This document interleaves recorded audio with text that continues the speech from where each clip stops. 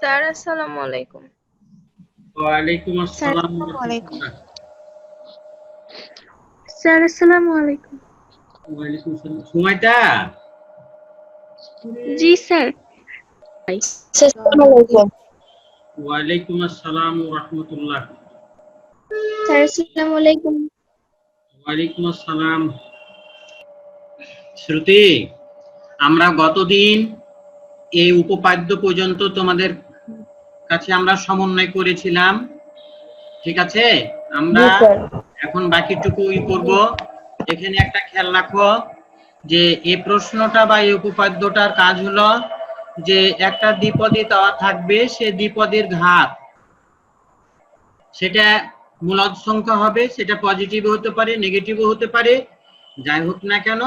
আমাদের এখন এখানে যে বিষয়টা তোমাদের কাছে চেয়েছে যে এই বিস্তৃতিতে পদের সহগ যদি বৃহত্তম হয়, তাহলে বৃহত্তম হতে গেলে এক্স এর মানটা কিরকম হবে, অর্থাৎ এক্স এর মানের উপরে কি শর্তটা দাঁড়াবে, এটা তোমাদের কাছে জানতে চেয়েছে, বুঝতে চেয়েছে এই উপপাদ্যটা প্রতিপাদ্য বিষয়। যার কারণে আমাদেরকে আমি বলেছিলাম যে যদি সেটা যে কোনো বিস্তারই হোক না কেন, আমরা যদি 1 প্লাস বা 1 মাইনাস আকারে বানাই তাহলে আমরা করতে পারবো। কিন্তু আমাদের যদি অসীম ধারায় বলে তাহলে প্রথম পদটা 1 বানানো লাগছে, আর সসীম ধারা বললে 1 প্রথম পদটা 1 হোক আর যাই হোক অসুবিধা নাই। ওই কারণে এখানে বলা হয়েছে যে এখানে 1টাকে রেডি করে নিলাম, সেটা সসীম হোক অসীম হোক এটা নিয়ে আমার মাথা ব্যথা করা দরকার নাই। এটাকে 1 আমরা ওইভাবে বানিয়ে নিয়েছি। বানিয়ে নেওয়ার ফলে আমাদের যেটা আর প্লাস 1 তম পদটাকে আমরা বলেছিলাম যে বৃহত্তম পদ হবে বা বৃহত্তম সহগ বিশিষ্ট পদ হবে, এটাকে আমরা চিন্তা করেছিলাম। তাহলে তার ডানেরটা আর প্লাস 2, তার বামেরটা আর তম পদ, এগুলা চাইতে ও বড় হয়ে যাবে। এটাকে তুলনা করে আমরা এভাবে হিসাব নিকাশ করে আমরা এই কন্ডিশনটাতে আসছিলাম যে r by n minus r plus 1 less than y less than r plus 1 by n minus r, এটাতে আসছিলাম। আসার পর এখন r এর পরিচয়টাকে আমাকে জানতে হবে। এখানে আমাদের বলা হয়েছিল যে যদি n এর মানটা মানে স্বাভাবিক সংখ্যা হয়, n এর মানটা স্বাভাবিক সংখ্যা হয়, তাহলে সেখানে জোড় বা বিজোড় বলে দুইটা কথা আছে। তাহলে আমাদের n যদি জোড় হয় তাহলে আমরা r সমান n বাই 2 অ্যাপ্লাই করব, আর n যদি বিজোড় হয় তাহলে আমরা r সমান n মাইনাস 1 বাই 2 আর r সমান n প্লাস 1 বাই 2 এই দুটো আমরা শর্ত অ্যাপ্লাই করব। n জোড় হলে আমরা পাবো যে কন্ডিশনটা, এটা আমাদের প্রশ্নোত্তর যখন করতে বলবে, প্রশ্ন দেওয়া থাকবে, তখন আমরা এতগুলো আমরা কিছু করব না, শুধুমাত্র এই সূত্রটাই অ্যাপ্লাই করব। অনুরূপভাবে বিজোড়ের জন্য আমরা এই সূত্রটাই অ্যাপ্লাই করব। এখানে তাহলে ওটা আমাদের কাজ হয়ে গেল, গতদিন আমরা আলোচনা করেছিলাম। আজকে আমাদের যে কাজটা হচ্ছে সেটা হলো এই, তোমাদের বইয়ে কিছু কিছু প্রশ্ন এরকম আছে, তোমাদের শিখন ফলেও এই ধরনের টপিকস আছে আলোচনা, আবার তোমাদের বাজারে যে বইগুলো আছে সে বইগুলো তো কিছু কিছু আলোচনা করে রেখেছে, কিন্তু আমাদের এ ধরনের কোশ্চিন পরীক্ষাতে সেরকম পড়ে না। কিন্তু তারপরে যেহেতু আমাদের শিখন ফলের অংশ শিখন ফলে আছে, যার কারণে আমাকে এই টপিকটা আলোচনা করতে হচ্ছে। আর তোমাদের শিখন ফলে এইগুলো আলোচনা করেছে, ঠিক আছে, আলোচনা করতে বলেছে, কিন্তু তোমাদের বইগুলোতে এভাবে ব্যাখ্যা বা এই প্রশ্নের উত্তরগুলা কিভাবে করব এভাবে কিন্তু তোমাদের সেরকম সহায়ক কিছু দেয় নাই।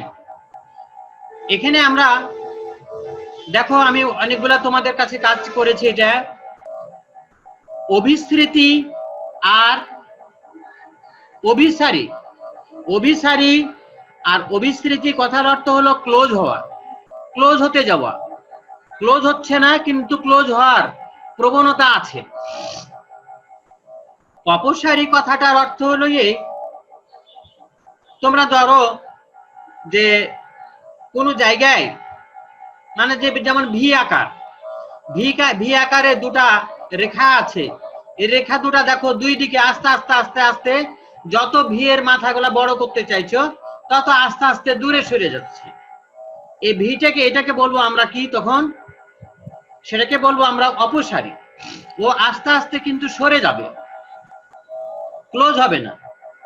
আর আমাদের যে অভিসারী কথাটার অর্থ হলো এই যে আমরা যত আস্তে আস্তে রেখাগুলাকে আমি বাড়াতে যাব মনে হচ্ছে যে তারা মিট হতে যাচ্ছে। যেমন একটা বৃত্ত, একটা অর্ধবৃত্ত পার হয়ে তুমি যখন চলে যাবা বা বৃত্তাকারে যদি তোমার এখন একটা অংশ ভেঙে দাও, ভেঙে দিলে কি হয়, যেরকম আকৃতি দেখতে পাওয়া যায়, তাহলে এখন কি হচ্ছে ওই রেখা দুটাকে যদি এখন তুমি বাড়াও তাহলে দেখবে আস্তে আস্তে কিন্তু ওরা ক্লোজ হতে যাচ্ছে। অর্থাৎ আমরা এখানে যেটা বলতে চাবো সেটা হলো এই যে যে সমস্ত বক্ররেখাগুলো আমরা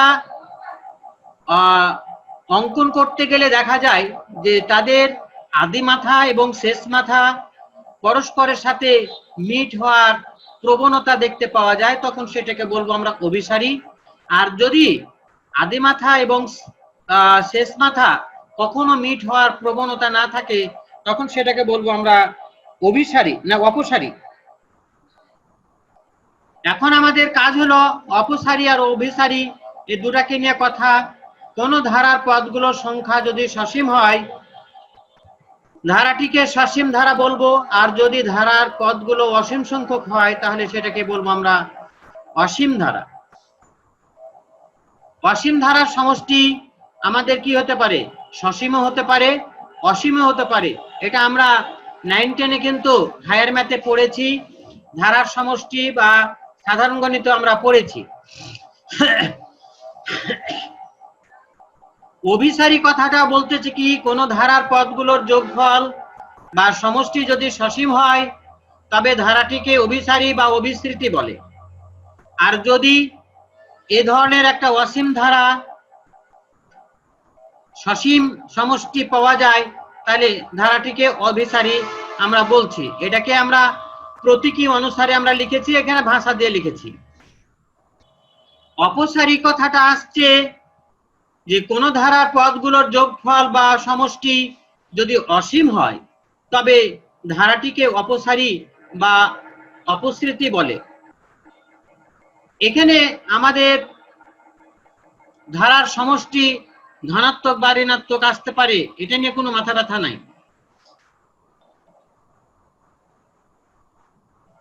অভিসারী বা অপসারী এটা পরীক্ষা করার জন্য এখানে আমরা বেশ কিছু সূত্র বা বেশ কিছু টেস্ট বা পরীক্ষা আমরা এখানে দিয়ে রেখেছি। এগুলোকে আমরা ফলো করলে আমাদের যেভাবে ধারা দেখ না কেন আমরা একটু চিন্তা করলেই আমরা ওই ধারাগুলা অভিসারী না অপসারী নির্ণয় করতে পারবো। এবার ডি অ্যালেমবার্ট অনুপাত পরীক্ষা। এই ডি অ্যালেমবার্ট পরীক্ষা এটা কি, এই ম্যাথমেটিশিয়ান, ফ্রান্সের ম্যাথমেটিশিয়ান, ইনি এইটা উনার নাম অনুসারে ডি অ্যালেমবার্ট করা হয়েছে। উনার নাম দেখো জিনকে রাউন্ড ডি অ্যালেমবার্ট। আর উনি কিন্তু এই টেস্টটা করেছিলেন দুটা পদের অনুপাতকে নিয়ে। এই দুটা পদের অনুপাতকে নিয়ে বা ভাগকে নিয়ে করার কারণে এখানে বলা হচ্ছে অনুপাত পরীক্ষা। পরবর্তীতে তার নামানুসারে পরীক্ষাটির নামকরণ করা হয় D'Alembert ratio test or generalize ratio test. মানে এটাকে আমরা বলবো সাধারণত মানে এটা সচরাচর ব্যবহার করা হয় এই টেস্টটা। এই টেস্টটা যদি আমরা কাজ করতে চাই তাহলে সর্বপ্রথম করব কি, যে ধারাটা দেওয়া থাকবে তার n-তম পদ এবং n+1-তম পদ দুটা বের করব সর্বপ্রথম। করার পরে un+1 বা n+1-তম পদকে n-তম পদ দ্বারা আমরা ভাগ করে বা অনুপাত করব আমরা, এটা আমরা ফলাফল একটা রেজাল্ট রেডি করব। তারপরে ওই ভাগফলে আমরা n টেন্ডস টু ইনফিনিটি দেব। n টেন্ডস টু ইনফিনিটি দেওয়ার মানে হলো এই, আমার ধারা তো অসীম সংখ্যক, তাহলে n এর মান যদি ইনফিনিটি ইউজ করি তাহলে ধারাটা ইনফিনিটিতে চলে যায়। এই রেজাল্টটা যদি আমরা দেখে গেলাম যে আমরা এল পেয়েছি, ধরে নিলাম যে এল পেয়েছি, তারপরে দেখা যাবে যে এল এর মানটা যদি আমরা হিসাব নিকাশ করতে যাই দেখি 1 থেকে ছোট হয়ে গেছে, তখন আমি কনফার্ম হয়ে গেলাম যে ধারাটা অভিসারী হয়ে গেছে। আবার 1 থেকে যদি বড় হয় তাহলে আমরা বুঝে নিতে পারবো যে ধারাটা অপসারী হয়ে গেছে। আর যদি এর এর মানটা 1 হয়ে যায় তাহলে আমরা কিন্তু বলতে পারবো না যে ধারাটা অপসারী না অভিসারী। অর্থাৎ এই ক্ষেত্রে আমরা বলবো যে অভিসারী বা অপসারী নির্ণয় এই পরীক্ষাটা এটা ব্যর্থ হয়ে গেছে। যখন এই ফর্মুলা আমার ব্যর্থ হয়ে যাবে তখন এখান থেকে আমাকে সরে যেতে হবে। সরে যাওয়া কার কাছে যেতে হবে? র্যাবেজ টেস্ট। এই র্যাবেজ টেস্ট হলো এই দ্বিতীয় নাম্বার পরীক্ষা। তখন আমরা যদি প্রথম পরীক্ষাটাতে ব্যর্থ হই তাহলে এই পরীক্ষাতে আসতে হবে। এই পরীক্ষাতে আসতে গেলে বেশি সময় নষ্ট হবে না, কারণ এখানে দেখো পরীক্ষাটা ইউএন বাই ইউএন প্লাস 1, আর আমরা তো এই ডিএলএম বাটে ইউএন প্লাস 1 বাই ইউএন এটা সমান আমরা বের করে রেখেছি। তাহলে সেটাকে উল্টি আমি লিখবো এটুকুই। তাহলে আমার মূল কষ্ট কিন্তু প্রথমে আমার হয়ে আছে। এবার এখানে কি হবে, সেটাকে ইউএন বা ইউএন প্লাস 1 বসায়ে সেখান থেকে বিয়োগ করতে হবে 1, টোটালকে এন দিয়ে গুণ করে আবার ওই লিমিটটা অ্যাপ্লাই করতে হবে। লিমিটটা অ্যাপ্লাই করার পরে যদি আমরা ধরে নিলাম কে পাওয়া গেল, এবার কে এর পরিচয় যদি 1 থেকে বড় হয়, র্যাবেজ টেস্টে বলতেছে যে কে এর মান বা অনুপাতের মান বা ইনফিনিটির যে রেজাল্ট, সেই রেজাল্টটা যদি কে এর মান 1 থেকে বড় হয় তখন বলবো আমরা সেটা অভিসারী। আর যদি 1 থেকে ছোট হয় তাহলে সেটাকে বলবো অপসারী। আবার যদি কে এর মান 1 হয়ে যায় তাহলে আমরা আবার ব্যর্থ হয়ে গেলাম যে এটা অপসারী বা অভিসারী আমি কোনোটাই বলতে পারছি না, আমি আমার পরীক্ষা ব্যর্থ হয়ে গেল। তখন এর পরের পরীক্ষাটার নাম হলো, এর পরীক্ষা তৃতীয় নাম্বার পরীক্ষাটার নাম হলো লগারিদম টেস্ট পরীক্ষা। এই লগারিদম টেস্ট পরীক্ষাতেও আমাদের কষ্ট এটা নাই, এ কারণে নাই পূর্বে ইউএন বা ইউএন প্লাস 1 এটা তো আমার বের করা আছেই, সেটাকে আমরা লগ দিব আর বাইরে এন দিয়ে গুণ করব। এইরকম ফরম্যাটকে যদি আমরা আবার এন্টেন্স টু লিমিট অ্যাপ্লাই করে রেজাল্ট করি, রেজাল্ট করতে যে এই কে পাই আর কে এর মান যদি 1 থেকে বড় পেয়ে যায় তাহলে বলবো অভিসারী, আর কে এর মান 1 থেকে ছোট পেয়ে গেলে অপসারী। আর যদি না পাই অর্থাৎ সমান পাওয়া যায় তাহলে আবার পরীক্ষাটা ব্যর্থ হয়ে যাবে। তো এইরকম ভাবে আমাদের খেয়াল রাখো, আমাদের এত টেস্ট এত পরীক্ষা কেন তৈরি হয়েছে। আর আসলে ম্যাথমেটিশিয়ানরা সব সময় আমাদের জন্য একটা সহজ পথ, আমাদের যাতে কষ্ট না হয় সেটাকে মানে কষ্টটাকে দূর করার জন্য এক এক ম্যাথমেটিশিয়ান যে যে সমস্যায় পড়েছে তাকে সেখান থেকে বের করে আনার জন্য আর এক ম্যাথমেটিশিয়ান তখন কি করেছে, সেটাকে নিয়ে অ্যানালাইসিস করেছে, করে তখন তার বিকল্প ফরম্যাট বের করার চেষ্টা করেছে। এভাবে আমাদের একাধিক ফর্মুলাগুলো তৈরি হয়েছে। এবার দেখা গেছে যে লগারিদম টেস্ট পরীক্ষাতে 2টা ফরম্যাট আছে, আমরা এটা জানি, আবার এটা না জেনে আবার কি বলতেছে, এই যে এটা র্যাবেজ টেস্টের ফরম্যাট ছিল, সেই র্যাবেজ টেস্টের ফরম্যাট থেকে এখন আমাদের যে কাজটা আসছে সেটা কি হয়েছে, আবার -1 করে যে ফরম্যাটটা, এগুলো আমাদের দরকার নাই, আমরা এ পর্যন্ত সি নাম্বারের ক পর্যন্ত এই 3টাই মনে রাখবো, আর এত কথা মনে রাখা দরকার নাই আমাদের। আচ্ছা, তারপরে কোচি টেস্ট দিয়েছে, এই জাপানিজ ম্যাথমেটিশিয়ানের যে কোচি এই কোচি কিন্তু উনি আবার টেস্ট দিয়েছেন যে উনি বলতেছেন এভাবে যদি আমরা পরীক্ষা করি কে এর মানটা যদি 1 থেকে ছোট হয় অভিসারী, 1 থেকে বড় হয় অপসারী, আবার কে সমান 1 হইলে ব্যর্থ। তারপরে এটাকে আবার হাত থেকে বাঁচার জন্য কি গাউস পরীক্ষা করেছে, এটার নাম হচ্ছে গাউস টেস্ট। তারপরে লিবনিজ করেছে। তারপরে সাধারণ একটা অক্সিলারি সিরিজ, এই যে সাধারণ যে সিরিজগুলো আমরা জানি সেই সিরিজগুলা কি জানি, সমান্তর ধারা, গুণোত্তর ধারা, এই যে এগুলা জানি, জিওমেট্রিক্যাল প্রোগ্রেশন, অ্যারিথমেটিক প্রোগ্রেশন, এগুলো আমরা জানি।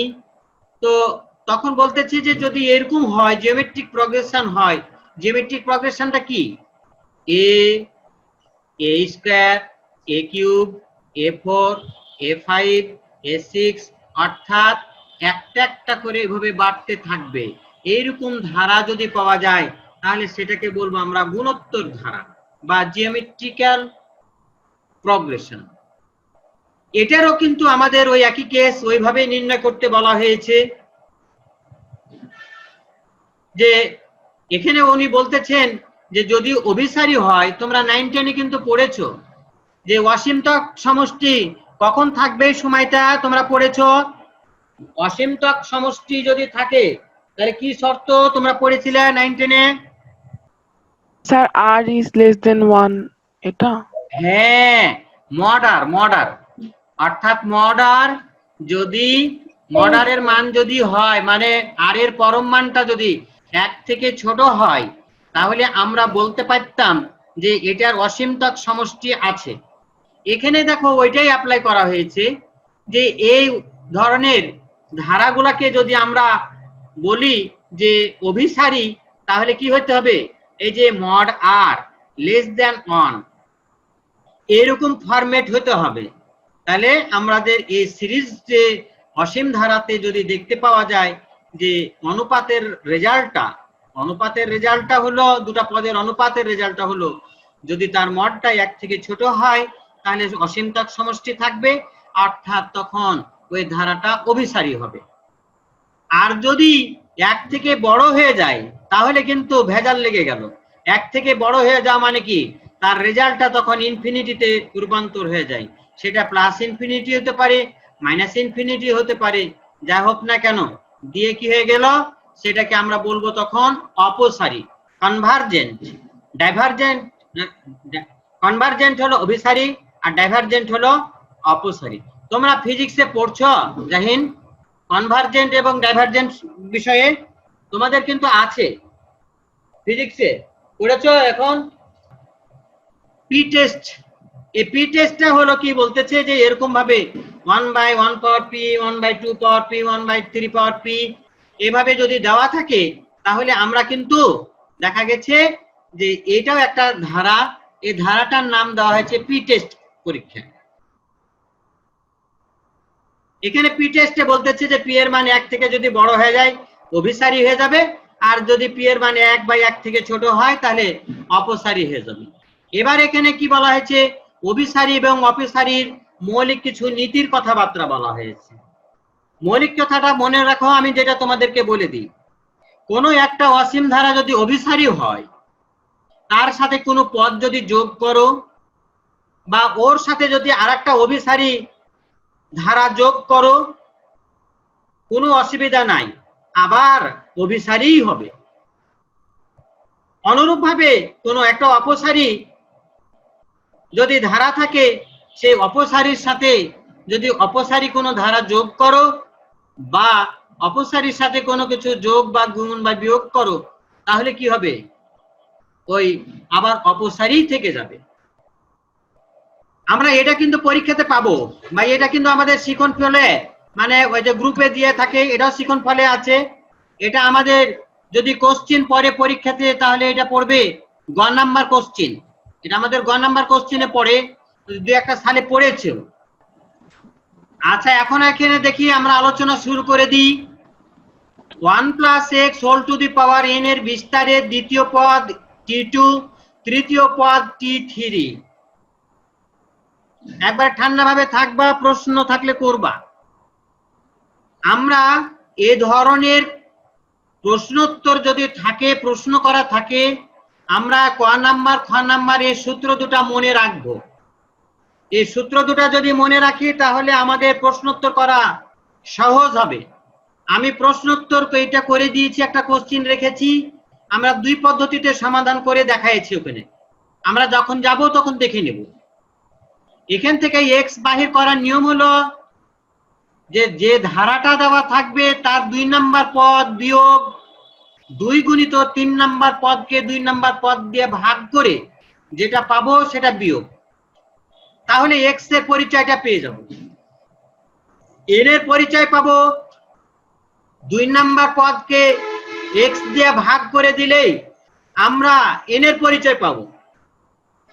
তাহলে যে ধারাটা আমার দেওয়া থাকবে কোশ্চিনে, সেখান থেকে আমরা এন এবং এক্স এর মান যদি পেয়ে যাই, এই সূত্রটাতে এক্স এর জায়গাতে এক্স এর মান, এন এর জায়গাতে এন এর মান বসিয়ে দেব, দিয়ে ক্যালকুলেটর হিসাব করব, যেটা অ্যান্সার হবে সেটাই হয়ে গেল ওই ধারার সমষ্টি। এইটার লজিক হলো এইটাই। এবার দেখি আমার এরকম প্রশ্ন, দেখো 1 + x whole to the power n, আমরা এই সূত্রটা প্রতিপাদন করছি আর কি। এটা সমান আমরা এটা লিখতে পারি, আপত্তি করার কারণে কিছু নাই। t2 মানে nx আর t3 মানে এই যে n/1 n-1/2 x², এটা আমরা পেয়ে গেলাম। এবার t3 সমান আমরা যদি ক্যালকুলেশন করতে চাই তাহলে এটা করতে পারবো।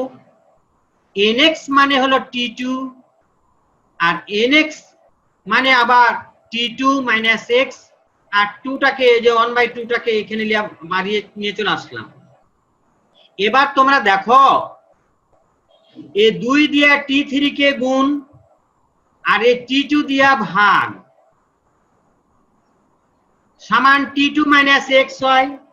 তাহলে x যদি বামে চলে আসে, t2 বিয়োগ এটা, আমাদের ফরম্যাটটা রেডি হয়ে গেল।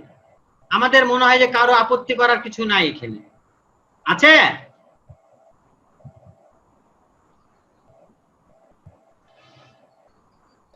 হারানা, এটা কি বোঝা যাবে না? x সমান বের করেছি। জি স্যার। এবার দেখো এখান থেকে আমি ভাষাতে লিখে দিয়েছি তোমাদের সুবিধার্থে, যে ধারাটা দেওয়া থাকবে তার দ্বিতীয় পদ বিয়োগ 2 গুণিত তার 3 নাম্বার পদকে দ্বিতীয় পদ দিয়ে ভাগ করে যে ফলটা পাবো তাকে 2 দিয়ে গুণ করে বিয়োগ করব, করলেই এক্স এর পরিচয়টা পেয়ে যাব। এবার খ নাম্বারটা বলতেছে কি t2 সমান nx, তাহলে n সমান হলো t2/x। উপরের ক থেকে আমরা x এর মান যখন বের করে নিতে পারবো তখন এখান থেকে n এর মান বাইর করা তার অসুবিধা নাই। এইভাবে আমরা, এটা একটা ফরম্যাট, এটা একটা প্রক্রিয়া, এই পদ্ধতিতে আমরা প্রশ্নোত্তর করতে পারবো। এবার দ্বিতীয় নাম্বার প্রক্রিয়া কি, যে প্রক্রিয়াটা হলো n = প্রদত্ত ধারার পদগুলোর লবের প্রথম উৎপাদক। আমরা জানতাম, আমরা তোমাদেরকে বিস্তার করে দেখাইছি, এ হলো যে ঘাতটা দেওয়া থাকতো, সেই ঘাতটা যদি ভগ্নাংশ হয় তার লব হলো a, আর যে পরিমাণ কমতো বা যে পরিমাণ করে বাড়তো সেটা হলো তার হর। তাহলে এখানে আমরা কি কথাটা লিখলাম, n হলো প্রদত্ত ধারার লবের প্রথম উৎপাদক, এই যে লবের প্রথম উৎপাদক a ভাগ লবের উৎপাদকগুলো যে সাধারণ অন্তর কি পরিমাণ বাড়ছে বা কি পরিমাণ কমছে ওইটাকে বলবো আমরা হর, দিয়ে যেটা পাবো সেটা পেয়ে যাব ওই ঘাত n। x হলো প্রদত্ত ধারার দ্বিতীয় পদ বাই n, এই যে ফরম্যাট, এখান থেকে আমরা বলে দিতে পারবো আমরা এই হয়েছে আমাদের হিসাব নিকাশ। এখন আমরা দেখি এরকম ধারা যদি তোমাদের কোশ্চিন করা থাকে আর আমরা তখন এটাকে এভাবে যদি চিন্তা করে থাকি, তাহলে আমরা nx সমান এটাকে আমরা চিন্তা করে নিব। nx মানে এটার দ্বিতীয় পদ এটার দ্বিতীয় পদ সমান করে দিব। সমান করে দিয়ে n এর মানটা কিন্তু আমরা পেয়ে যাচ্ছি a/b। n এর মান যখন আমি পেয়ে যাব, তখন তো এই যে তোমাদেরকে বলেছি x এর মান বাইর করা তার অসুবিধা নাই, t2 কে n দিয়ে ভাগ করলে পেয়ে গেলাম। তাহলে এখানে n এর পরিচয়টা কি পেয়ে গেলাম? n এর পরিচয়টা পেয়ে গেলাম a মানে হলো প্রথম উৎপাদক a, আর প্রতি পদে b পরিমাণ বিয়োগ হয়েছে, মানে সাধারণ অন্তর হলো b। তাহলে b লবের উৎপাদক সমূহের সাধারণ অন্তর। এবার প্রদত্ত ধারার পদগুলো আমরা যদি এ ধরনের প্রশ্ন পড়ে, তখন আমরা কিভাবে চিন্তা করে কাজগুলো করতে হবে। সে ধারার পদগুলো এখানে প্লাস মাইনাস এভাবে যদি থাকে, থাকুক না কেন, আমার মাথা ব্যথার কারণ নাই। কি বলেছি, যাই থাকুক না কেন, দ্বিপদীর বিস্তার আমরা এটাকে চিন্তা করে এভাবে প্রয়োগ করব। করার পর প্রদত্ত পদগুলো ধারার পদগুলোর সাথে এর বিস্তারের পদগুলো তুলনা করে প্রাপ্ত সমীকরণ সমাধান করে x ও n এর মান নির্ণয় করব। আর নির্ণয় করে এখানে মান বসাইলে তো উত্তর হয়ে গেল। আচ্ছা, তোমাদের কারো প্রশ্ন আছে? বলো আনিকা।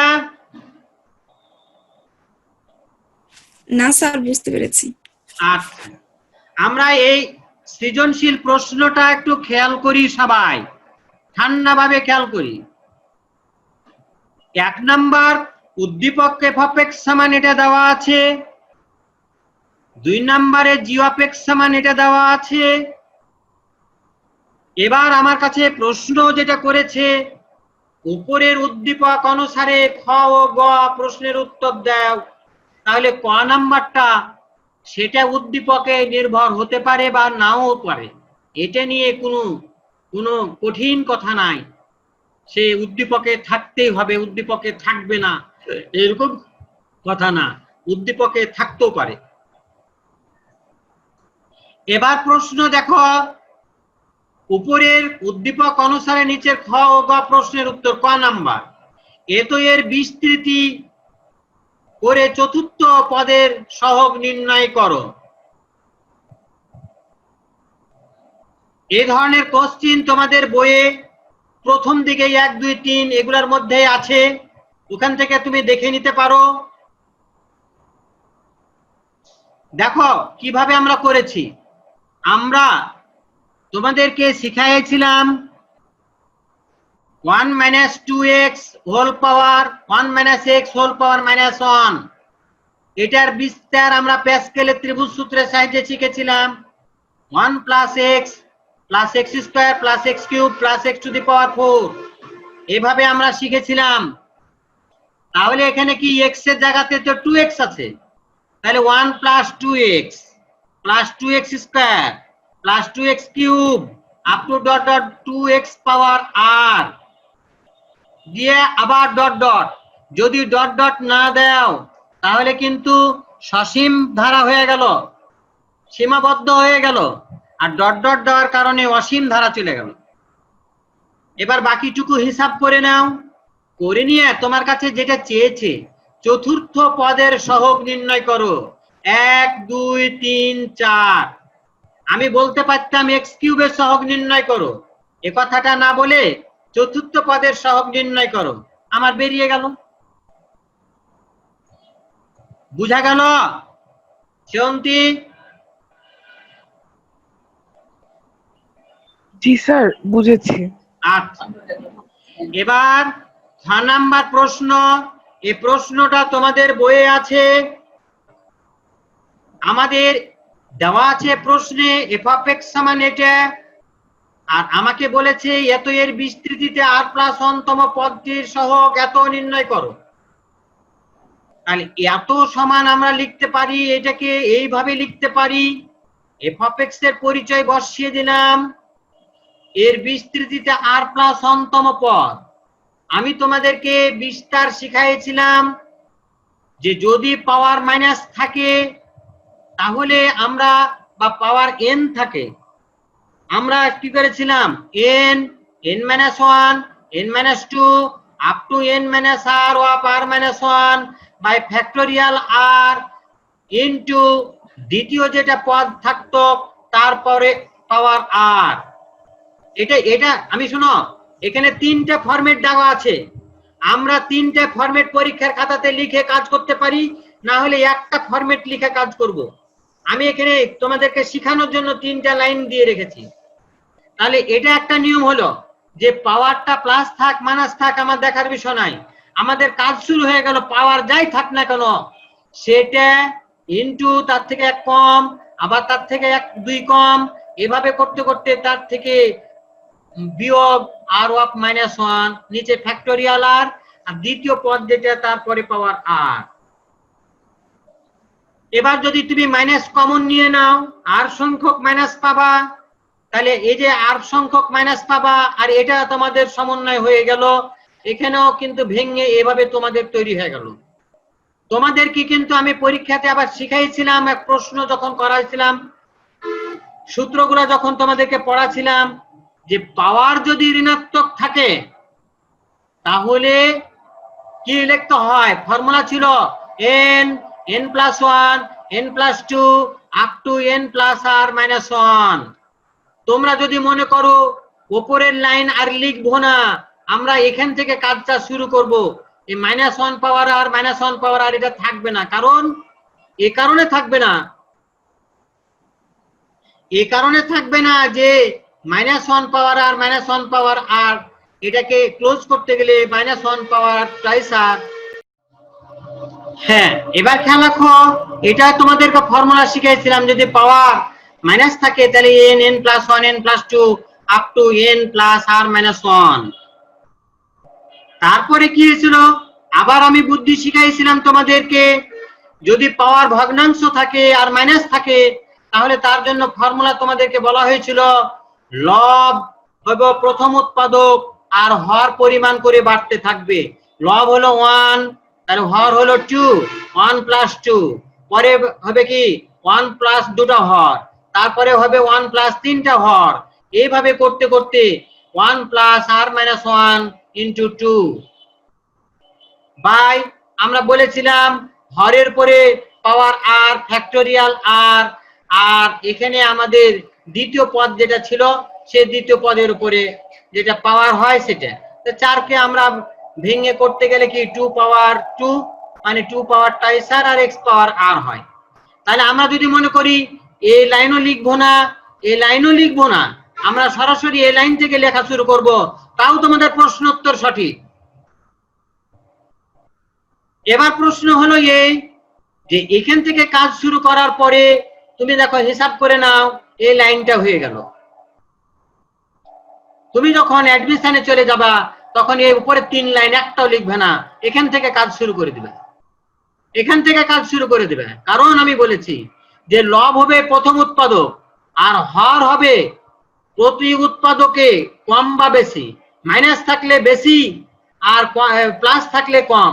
তাহলে প্রথম উৎপাদক 1 আর প্রতি উৎপাদকে 2 2 করে বেড়ে যাবে, তাহলে 1 3 5 7 9 এভাবে কিন্তু চলতে থাকবে।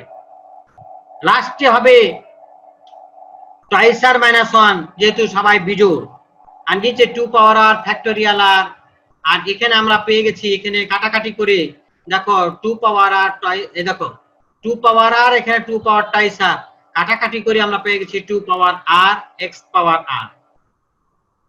তোমাদের কাছে আমার প্রশ্ন, দেখো এটাকে যদি ফ্যাক্টোরিয়াল আকারে প্রকাশ করতে চাও তাহলে আমাদের কি কি প্রয়োজন? দেখো 1 আর 3 এর মাঝে 2 নাই, 2 প্রয়োজন। 3 আর 4 এর মাঝে 5 এর মধ্যে 4 নাই, 4 প্রয়োজন। তাহলে যেগুলা প্রয়োজন মাঝে মাঝে বসিয়ে দিয়ে আমরা কমপ্লিট করে নিই, আর নিচে ওগুলা দিয়ে ভাগ করে দিই। তাহলে 2 নিয়েছি ভাগ করে দিলাম, 4 নিয়েছি ভাগ করে দিলাম, এখানে 6 অটোমেটিক পড়ে গেছে, 6 দিয়ে ভাগ করে দিলাম, লাস্টে 2 আর দিয়ে আমি ভাগ করে দিলাম।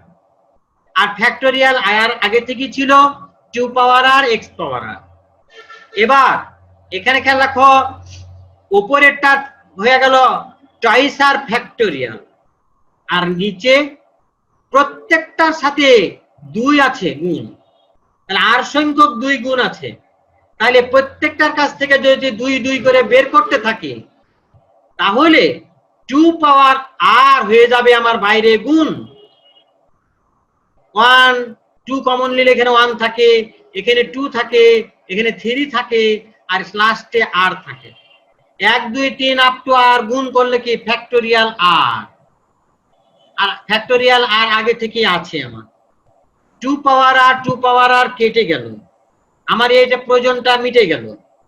এবার twice r factorial by r factorial whole square x power r, x power r এর সহগ এইটা। দেখো আমার কাছে প্রশ্ন যেটা করা হয়েছিল সেটা অ্যানসার আমার হয়ে গেল কিনা দেখো। আচ্ছা, 1 নাম্বার প্রশ্ন আমাদের কাছে বলেছে g of x by g of x minus 5x whole square এর বিস্তৃতিতে x পাওয়ার 10 এর সহগ নির্ণয় করো। আমি বলেছিলাম এর আগেও তোমাদেরকে সৃজনশীল প্রশ্নে ক খ গ 3টি একই টাইপের প্রশ্ন থাকবে না, ভিন্ন টাইপ প্রশ্ন থাকবে, যেন ওই অনুশীলনীতে থাকে। এবারে 3টা প্রশ্নের উত্তর করার কারণে দেখবে তোমার অনুশীলনীর প্রশ্ন প্রায় 80% হয়ে গেল। এবার আমরা দেখি g of x সমান 1 plus 2x দেওয়া আছে, আর এটা সমান আমরা এখন বের করতে থাকি, করতে যাই এরকম আমরা পেয়ে গেছি। এরকম পেয়ে যাওয়ার পর আমরা এরকম ফরম্যাট পেয়ে গেছি। এবার খেয়াল রাখো, আমাদের নিয়ম হলো যে লবটাকে রেখে দেব আর হরটাকে উপরে টেনে সোজা করে নিব। তাহলে উপরটাকে উপরতে যদি টেনে নি তাহলে কি হয়ে গেল, পাওয়ার -2 হয়ে গেল। তোমরা জানো যে 1 - 3x পাওয়ার -2 এর বিস্তৃতিতে r + 1 তম পদ কিভাবে করতে হয়, এখানেও তোমাদেরকে টেকনিক গুলা শিখাচ্ছি। যে যতই পাওয়ার থাক না, প্লাস মাইনাস যাই থাক না কেন, সেটা ইনটু মাইনাস, সেটা ইনটু, তারপর সেটা -1, আবার ইনটু, সেটা -2, আফটার, এভাবে করতে করতে চলে গেল দ্বিতীয় পদ 3x এর পর পাওয়ার আর হয়ে গেল। দ্বিতীয় নাম্বার অংশ, তুমি যদি পরীক্ষার খাতায় এই লাইনটা না করো, এই লাইনটা করা থেকে শুরু করবা, অসুবিধা নাই। তাহলে নিয়ম কি শিখাইছি, যে পাওয়ার যদি মাইনাস থাকে তাহলে ওই পাওয়ার থেকে শুরু হবে 2, তারপরে এক এক করে বাড়তে থাকবে। পাওয়ার যদি মাইনাস থাকে এক এক করে বাড়তে থাকবে, আর পাওয়ার যদি প্লাস থাকে এক এক করে কমতে থাকবে। তাহলে এভাবে বাড়তে থাকলো ফ্যাক্টোরিয়াল আর 2 পাওয়ার 3 পাওয়ার আর x পাওয়ার আর। এবার আরেকটা কি হচ্ছে, এখানেকে ক্লোজ করলে এই ফলাফলটা হয়। এবার এখানেকে আমরা দেখো সবাই খেয়াল রাখি কিনা, 2 3 4 আপ টু r + 1, এটা ফ্যাক্টোরিয়াল হয়ে যাচ্ছে, কারণ এখানে 1 গুণ করা আর না গুণ করা তো একই। 1 গুণ করো ভাগ করো, কোনো তো অসুবিধা নাই। তাহলে এখানে 1 অ্যাবসেন্ট ছিল, আমার মাথা ব্যথা নাই, 1 ইনটু দিয়ে দিলে অসুবিধা কি, কোনো ইফেক্ট পড়বে না। তাহলে এটা ফ্যাক্টোরিয়াল r + 1, নিচে ফ্যাক্টোরিয়াল r, আর 3 পাওয়ার আর x পাওয়ার r। এবার এখানে কে কাটাকাটি করতে গেলে ফ্যাক্টোরিয়াল r + 1 যদি বাইরে করে নি, তাহলে ভিতরে ফ্যাক্টোরিয়াল r থাকে, ওই ফ্যাক্টোরিয়াল r ভিতর আর নিচে ফ্যাক্টোরিয়াল r, দুইটা কেটে যাবে। তাহলে r + 1 থেকে গেল। এবার এখানেকে দেখো, এটার বিস্তারে r + 1 তম পদকে আমি বের করে নিলাম। এবার খেয়াল রাখো, সাইমা আবিদা খেয়াল করো, 1 - x হোল পাওয়ার -2, এটার সাধারণ পদ r + 1 তম পদ এভাবে বের করলাম। তোমাদের আরেকটা পদ্ধতি শিখাই দিয়েছিলাম, যদি ঋণাত্মক পূর্ণ সংখ্যা থাকে তার জন্য ফর্মুলাটা বলা হয়েছিল n + r - 1 cr x পাওয়ার r। এভাবে ফর্মুলাটা তোমাদের বলা হয়েছিল যখন আমরা প্যাসকেলের ত্রিভুজ সূত্র করেছিলাম তখন। তাহলে এখানে n এর পজিশনে আছে 2, 2 প্লাস আর মাইনাস 1 CR, আর x এর পজিশনে আছে 3x এর উপরে পাওয়ার r। এবার এখানে হিসাব করলে r প্লাস 1 CR দিয়ে এটা আমাদের পেয়ে গেলাম। পেয়ে যাওয়ার পরে আমরা জানি সম্পূরক ফর্মুলা কি জানি, NCR সমান NC n মাইনাস r। তাহলে আমরা কম্বিনেশনের ফর্মুলা জানি, এটা সমান আমরা লিখতে পারবো হেড সি। এবার হেডের সাথে এই যে নিচেরটা বিয়োগ করে যত হবে সেটা, তাহলে এটার সাথে এটা বিয়োগ করলে 1, এই যে 1, এটাকে বলা হয় সমাবেশের সম্পূরক ফর্মুলা। 3 পাওয়ার আর x পাওয়ার r, এই পদ্ধতিতে আমরা r প্লাস 1 তম পদ যেটা পেলাম, এই পদ্ধতিতেও r প্লাস 1 তম পদ সেটা পাইলাম। পরীক্ষার খাতায় হয় এইটুকু করব, না হলে এইটুকু করব, আর ওপরটুকু তো করা লাগছে। এবার প্রশ্ন হলো x পাওয়ার 10 এর সহগ নির্ণয় করতে বলেছে। আবিদা, x পাওয়ার 10 এর সহগ নির্ণয় করতে বলেছে। আবিদা? জি স্যার। হ্যাঁ, ছেলে বলো। জি স্যার। দেখো আমি বলছি যে এখানে এটার বিস্তারে সাধারণ পদ পেয়ে গেছে এটা, তাহলে x পাওয়ার 10 যদি বানাইতে চাই তাহলে প্রথমেতে আছে x পাওয়ার r, তাহলে r এর মান কত বসাইতে হবে? 10। r এর মান 10 বসাও। তাহলে r এর মান 10 বসালে কি হচ্ছে, 10 যোগ 1 11 আর 3 পাওয়ার 10। এই যে দেখো 10 আর 1 11, 3 পাওয়ার 10। সায়েমা? জি স্যার। এবার এখানে বলো, এইটার তো কাজ হয়ে গেল। এখন এখানে r এর মান কত বসাইলে x পাওয়ার 10 হবে? 9। তাহলে এবার r এর মান 9 বসাও। 9 আর 1 10, 3 পাওয়ার 9। আর এখানে দেখো 2 গুণ আছে, এই যে এখানে 2 গুণ আছে, দেখো হয়েছে? বুঝতে পেরেছো সবাই?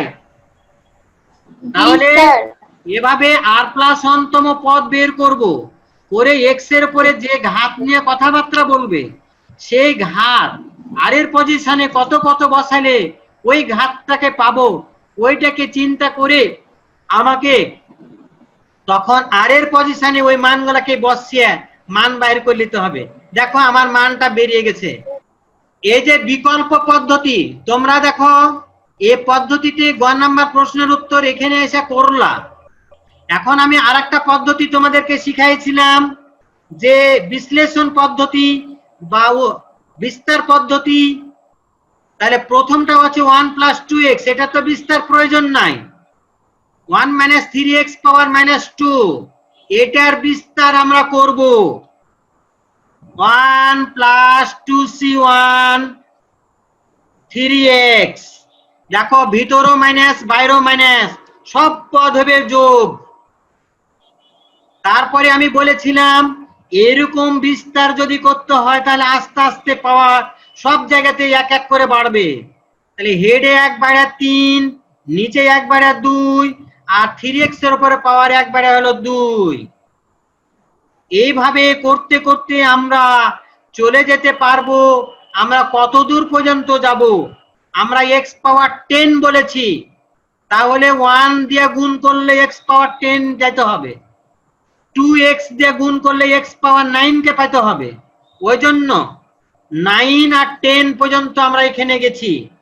তাহলে যদি আমরা এখন 2 প্লাস 9 মাইনাস 1 c9 3x পাওয়ার 9 2 প্লাস 10 মাইনাস 1, মানে r এর মান বসাচ্ছি c10 3x পাওয়ার 10, অর্থাৎ r এর পজিশনে বা দ্বিতীয় পদের উপরে যত পাওয়ার সেটা c এর নিচে, আর উপরে হবে 2 প্লাস তত মাইনাস 1। এইভাবে বিস্তার করে আমরা এই বিস্তারটুকু পেয়ে গেলাম। এবার এই বিস্তারটাকে কি দিয়ে গুণ করতে বলেছে? 1 প্লাস 2x। তাহলে জাহিন 1 প্লাস 2x দিয়ে যদি একে আমি গুণ করি তাহলে x পাওয়ার 10 কোনটাতে পাবো? এটাকে গুণ করলে? জি স্যার। তাহলে 1 দিয়ে গুণ করলে? 1 দিয়ে গুণ করলে দেখো 11 3 পাওয়ার 10। এবার প্রাপ্তি বলো। এখানে তো 2x আছে, তাহলে 2x দিয়ে কাকে গুণ করলে আমি পাবো? স্যার 2x দিয়ে গুণ করলে আমার তো x পাওয়ার 10 বানাইতে হবে, 2 এর কাছে x আছে, তাহলে আর কত দরকার? x পাওয়ার 9। যেখানে 9 দরকার স্যার। 9 ওখানে যেতে হবে, তাহলে এখানে জি যেতে স্যার। হবে। জি দেখো স্যার 2 গুণিত 10 গুণিত 3 পাওয়ার 9, হিসাব করো, দেখো একই রেজাল্ট চলে আসছে। জি স্যার। আমরা একই রেজাল্ট পেয়ে গেছি। তোমরা যদি এখন আমার কাছে প্রশ্ন করো, আমাকে এটার বিস্তৃতিতে x স্কয়ারের সহগ নির্ণয় করো, যদি প্রশ্ন করতো, হ্যাঁ ভারানা জি স্যার। দেখো ছেলে, এখন বলতেছি এটার বিস্তৃতিতে x স্কয়ারের সহগ, তাহলে x স্কয়ারের সহগ যদি যায়, তাহলে আমি 1 দিয়ে x স্কয়ারের কাছেরটাকে গুণ করব, তাহলে x স্কয়ারের সহগ পাবো 3 × 3 স্কয়ার, আর ওখানে 1 আছে। এবার 2x দিয়ে গুণ করব, x যেখানে আছে, তাহলে 2 × 3 কে এই 2x দিয়ে গুণ করলে কি হবে? ওখানে x স্কয়ার পেয়ে যাব, তাহলে 2 × 2 × 3 হয়েছে। বুঝে গেছো জি স্যার। না? অসুবিধা হলো? না স্যার। আচ্ছা, দেখো এই যে 39 আমার অ্যান্সার হয়ে গেল। আচ্ছা, সবাই ভালো থাকো। আসসালামু আলাইকুম ওয়া রাহমাতুল্লাহ।